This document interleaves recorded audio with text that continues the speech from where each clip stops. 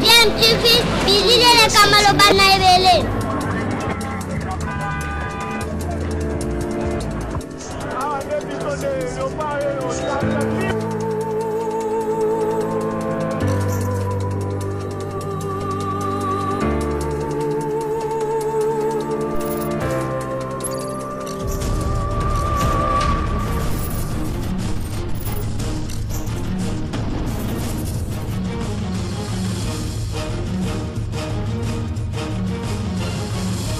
DMTV toujours en avant.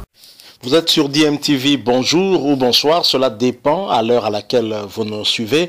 Nous sommes heureux de vous retrouver et de savoir que vous êtes nombreux en train de suivre votre chaîne YouTube DMTV.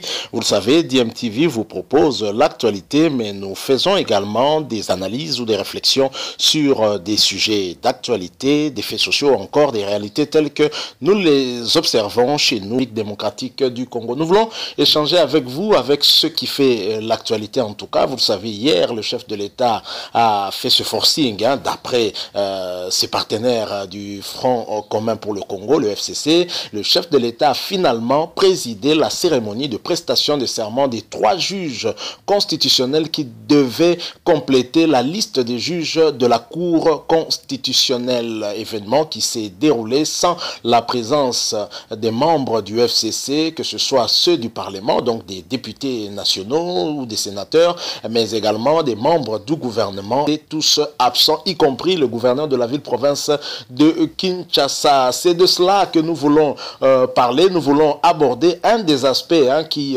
tourne autour de cette cérémonie et qui a eu comme conséquence, certainement, vous le savez peut-être, la suspension du Conseil des ministres. Vous le savez que chaque vendredi, le gouvernement se réunit en Conseil des ministres. Ce Conseil des ministres est présidé par le chef de l'État, Félix Antoine Tshisekedi Tshilombo, mais pour ce vendredi, il n'y aura pas conseil des ministres, et pour cause, un communiqué de la présidence de la République, communiqué du directeur de cabinet ad interim du président de la République, Eberand Kolongele, qui annonce que le conseil des ministres est reporté sine die parce que le chef de l'État devra s'adresser à la nation le vendredi. Alors ça crée en tout cas des polémiques. Certaines, des analyses vont dans tous les sens. Certains voient une déclaration majeure de Félix Tshisekedi en marge, en tout cas, après tout ce qui s'est passé la journée d'hier lors de la cérémonie de prestation de serment. Et nous voulons analyser, bien entendu, cela. Que va dire Félix Tshisekedi demain, vendredi 23 octobre 2020 à la nation congolaise? Est-ce que Félix va tirer les conséquences de ce qui s'est passé hier au cours de cette cérémonie de prestation de serment? Nous allons tenter de répondre à cette question, mais avant de vous présenter notre propre analyse ou notre réflexion par rapport à ce sujet, je vous propose d'écouter Élisée Odia et Moïse Moussangana, 2 éminents journalistes qui ont répondu également à cette question à leur manière et qui l'ont analysé aussi. C'était au cours de l'émission Kiosque de Serge Kabongo, un extrait donc de quelques petites minutes que je vous propose d'écouter. Ensuite, nous allons revenir pour faire également une réflexion par rapport à cela. Je rappelle que vous suivez DMTV, votre chaîne YouTube. Vous qui n'êtes pas encore abonné, eh bien, n'hésitez pas, cliquez sur ce bouton rouge où il est écrit s'abonner. Vous deviendrez abonné à DMTV. N'oubliez pas de cliquer non plus sur la petite cloche de notification qui va vous permettre de ne plus rien manquer des prochaines vidéos que nous mettrons ici. Alors, suivons cet extrait, nous nous retrouvons tout de suite après. Le chef de l'État est un politique, il ne peut pas avoir obtenu ce qu'il a obtenu hier et penser que de l'autre côté ils vont croiser les bras. Non, on risque de mettre ça dans le conseil, c'est une bonne guerre. Voilà, mais en même temps dire qu'il ne va rien faire. Moi je crois que la prise de parole du chef de l'État le vendredi sera une bonne chose. Une bonne chose quand même pour essayer de... Un discours incendiaire comme un chef de gang? Non, je ne pense pas, je ne sais pas, peut-être il peut... mais je me dis que ce sera plus un discours d'apaisement. Un discours, il va rassurer la population congolaise. Un discours, il sera peut-être d'expliquer pourquoi il a fait ce choix-là. Je pensais qu'après sa rencontre avec son prédécesseur, Kabila, Non, mais je crois qu'aux dernières nouvelles, on a vu ce qui s'est passé, que voilà, ils sont tous restés de marbre, chacun resté campé à sa position, mais ils n'auront pas d'autre choix que de se retrouver, parce que l'affaire, elle n'est plus au niveau des institutions, elle sera au niveau politique, et ils seront obligés d'un moment à l'autre de se retrouver pour parler. Donc je vois trop mal le président de la République s'hasarder dans la dit. D'ailleurs, il a tout le temps répété, ici ou ailleurs, il n'avait pas l'intention de dissoudre, et d'ailleurs avec raison. Mais après, il faut maintenant mettre en place des nouvelles bases de fonctionnement de cette coalition. Très bien. Au regard de ce qui s'est passé qui n'est pas vraiment anodin. Quel est l'enjeu de cette adresse à la nation pour suspendre un conseil des ministres qui est d'ailleurs constitutionnel, ce conseil des ministres? On suspend les conseils des ministres, il va annoncer la dissolution de l'Assemblée nationale, ou bien il va demander solennellement la démission du Premier ministre, ou il va demander au président de décembre de tirer les conséquences de leur absence ou de leur comportement. Est-ce que c'est dans ses prérogatives, ou bien lui aussi redoute un coup que le FCC préparerait contre lui? Alors, si il y en a, quel est le coup le plus fatal que les FCC peut administrer au président de la République, qui est en dehors de la destitution, qui passerait d'ailleurs par le parquet près de la Cour? Mais on dit aujourd'hui que la Cour est contrôlée par Fatih. Ça, c'est un secret pour personne. Donc je suis en train de me dire, selon mes petites analyses, peut-être que je suis en train de me tromper, que je ne pense pas que le président de la République puisse accélérer puisse appuyer à fond l'accélérateur jusqu'à la dissolution de l'Assemblée nationale. Voilà. Parce que je ne pense pas qu'il y a une crise persistante. Je ne pense pas. Mais je pense qu'il y a certaines leçons qui devront peut-être être tirées. Oui, le fait, par exemple, parce qu'il faudra se demander, par exemple, parce qu'assister à cette cérémonie-là, pour le gouvernement, c'est quelque chose de républicain et comme ça entre même dans le cadre de la marche de la nation. Donc hier, par exemple, il y a le Premier ministre et certaines ouailles du FCC, excusez-moi les termes, qui ont suspendu, c'est comme s'ils ont suspendu leur participation dans les institutions. Est-ce que après la cérémonie, ils vont revenir aux institutions? C'est ça tout le problème. Est-ce que après cette cérémonie, le Premier ministre Ilunkama va se sentir vraiment Premier ministre pour revenir vraiment? Donc c'est ça tout le problème. Je crois que si on était dans un pays des valeurs, oui, je crois que le Premier ministre lui-même devait déjà présenter sa démission. Est-ce qu'il va démissionner pour... Non, mais dans certains pays de valeur, je donne un exemple. Je donne un exemple, justement. Je donne un exemple dans un pays des valeurs, je peux citer comme la France, quand Emmanuel Macron a vu que c'était temps pour lui de changer de Premier ministre, il a contraint. Il peut le contraindre à la démission. Donc c'est quand même, et encore que là c'était son Premier ministre, mais là il s'avère qu'on est dans un gouvernement de coalition. Donc, et c'est pas la première crise. Vous avez eu avec, on disait ça, on a dit les ordonnances. Il y a eu l'affaire Tundaya Kassene. Voilà. Il y a eu autant de crises qui ont émaillé cette coalition. Mais si, également, on peut se poser, il y aura des si comme ça, hein, si on continue comme ça. Parce que certains diront, si le Premier ministre ne se sent pas à l'aise, il démissionne, mais d'autres diront, mais si le président ne se sent pas à l'aise, il peut également contraindre ou rompre la coalition. Donc on risque d'être dans le si. Et donc tout ça revient dans quoi? C'est-à-dire on est en face de deux forces qui se neutralisent et qui, il faut qu'on la mette en face. Mais justement, c'est les humeurs des alliés. Mais c'est ce que je dis, la personne qui va répondre de tout ça, ce sera le président Félix Tshisekedi.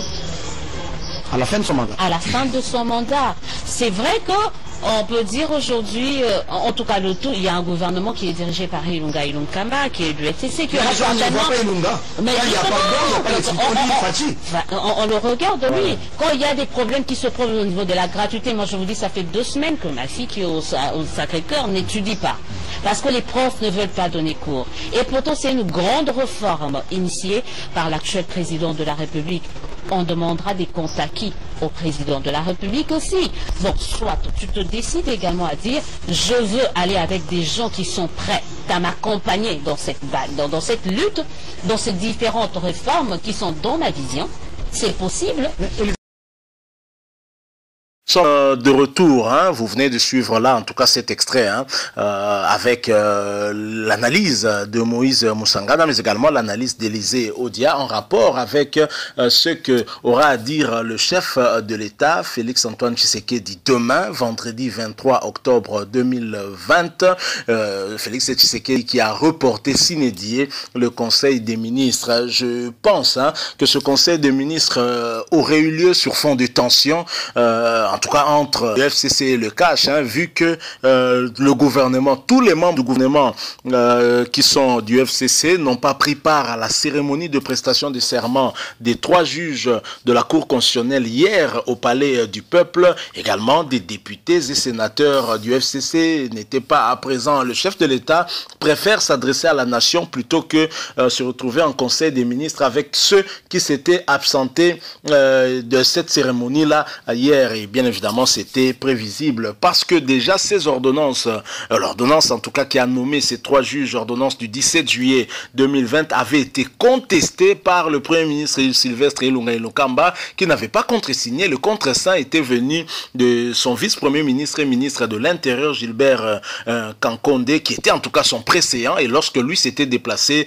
en mission envoyée par le chef de l'État justement, et ce dernier, le vice-premier ministre et ministre de l'Intérieur, Gilbert Kankonde, a contresigné ces ordonnances à sa place, ce qui a créé cette vive tension. Alors, des questions, nous nous posons des questions. Quelle sera l'adresse du chef de l'État demain vendredi? Difficile à dire, mais on peut supputer, on peut analyser tel que l'ont fait Élysée Odia et Moïse Moussangana. Je les rejoins pour dire que je ne pense pas que le chef de l'État écoutera l'assistance qui a assisté hier à cette cérémonie de prestation de serment. Vous avez entendu, c'était quasiment, on va dire, des partisans de l'UDPS, parce que l'hymne national de l'UDPS a été entonné dans cette salle-là, dans l'hémicycle. Et donc, le chef de l'État ne va probablement pas suivre cette assistance qui hier a sollicité de lui la dissolution pure et simple de l'Assemblée nationale. Une dissolution qui n'est pas facile à faire dans le contexte actuel en tout cas, puisqu'il faudra organiser des élections anticipatives pour avoir un nouveau parlement. On sait qu'au niveau de la CENI également, la centrale électorale n'est pas prête, d'autant que là-bas également, il faut remplacer les animateurs qui ont eu déjà arrivé fin un mandat. Alors je rejoins Moïse Moussangana et Élysée Odia pour dire que le chef de l'État va probablement rassurer la population et va peut-être jouer à l'apaisement pour essayer un peu d'apaiser les tensions entre les 2 forces en coalition. Mais ce qui s'est passé hier était important pour Félix Tshisekedi, puisque c'est, on va dire, il s'agit là d'une épreuve de force entre les 2 membres de la coalition, une guerre de positionnement en vue de l'horizon 2023, se positionner déjà avant l'élection de 2023. Félix Tshisekedi est en train petit à petit de prendre du volume, de prendre du poids. Il a mis un coup au FCC de Joseph Kabila qui ne restera pas ainsi, qui va chercher certainement à riposter. Félix Tshisekedi en est conscient. Et je pense que les pions que Félix Tshisekedi a avancés lui donnent un peu plus de marge de manœuvre et lui permettra, dans une perspective d'un dialogue direct entre les 2 personnalités, d'avoir aussi une bonne position. Je pense que c'est beaucoup plus dans ce sens-là. Le combat est beaucoup plus politique que juridique et à ce stade. Je crois que, comme l'a dit Élysée Odia, je pense que le chef de l'État va jouer à l'apaisement. Mais en même temps, lorsque nous analysons toute cette cette affaire, ces guéguerres qu'il y a dans la coalition entre Félix Tshisekedi et Joseph Kabila, finalement, on se pose la question, quel est l'intérêt du peuple dans tout ça? Parce que vous avez deux forces qui sont en coalition, mais qui se mettent des bâtons dans les roues, on va dire plutôt une force qui ne veut pas voir l'autre réussir, hein, parce que elle a l'intention de revenir aux affaires. Hein. On ne va pas dire les affaires parce qu'ils sont déjà dans les affaires, puisque le gouvernement appartient à la majorité parlementaire. Vous avez également une majorité au niveau du Sénat et dans des provinces, vous gérez en fait le pays avec Félix Tshisekedi, même si c'est seul Félix Tshisekedi sera le comptable, hein, de tout ce qui se passe aujourd'hui, parce que c'est lui le magistrat suprême, celui le garant de la nation, le garant du bon fonctionnement des institutions. Donc ceux qui étaient hier au Palais du Peuple pour participer à cette cérémonie de prestation de serment seront certainement peut-être déçus, parce que beaucoup s'attendent à ce que Félix Tshisekedi puisse annoncer la dissolution du Parlement. Il ne sera pas question de cela, parce que d'abord, pour qu'il y ait dissolution du Parlement, il faut qu'il soit établi qu'il y a crise entre ces institutions-là, mais on ne peut pas dire qu'à ce stade, il y a effectivement crise. Nous avons une partie du gouvernement qui est plutôt ensemble avec ce Parlement-là, et une partie du Parlement qui est aussi ensemble avec une autre partie du gouvernement qui est avec le chef de l'État. On ne peut pas confirmer effectivement qu'il y a crise. Donc demain, probablement, le chef de l'État va jouer à apaiser les esprits. Maintenant que lui aussi a avancé son pion, je crois que dans les prochaines discussions, ça permettra à chacun de garder sa bande, hein, comme on aime dire ici dans la ville-province de Kinshasa. Voilà ce dont nous avons voulu échanger un tout petit peu avec vous, hein, parce que cette actualité continue à nous rattraper, et jusque demain vendredi, on en parlera toujours après l'adresse du chef de l'État à la nation, une adresse, hein, qui fait que le Conseil des ministres soit reporté sine die sur base du communiqué du directeur de cabinet ad interim du chef de l'État, Eberhard Kolongele. Si vous avez aimé, laissez-nous un like, mais vous pouvez également émettre votre point de vue, hein, au travers des commentaires. Hein. Votre point de vue nous intéresse et nous aimerons bien vous lire. Dans la mesure du possible, nous pourrons échanger avec vous. Mais nous voulons également que vous puissiez vous abonner, si vous ne l'êtes pas encore, hein, à votre chaîne DMTV. Cliquez sur ce bouton en rouge, il est écrit s'abonner. Vous deviendrez automatiquement abonné de DMTV. Et ce n'est pas tout, hein. Cliquez également sur cette petite cloche qui apparaît juste après que vous soyez abonné. Elle vous permettra de ne plus rien manquer de nos prochaines vidéos. C'est la cloche de notification. Merci à vous de nous avoir accordé quelques minutes de votre temps si précieux pour nous écouter. Nous espérons vous retrouver prochainement avec un autre sujet d'actualité. En attendant, portez-vous bien et DMTV vous dit au revoir.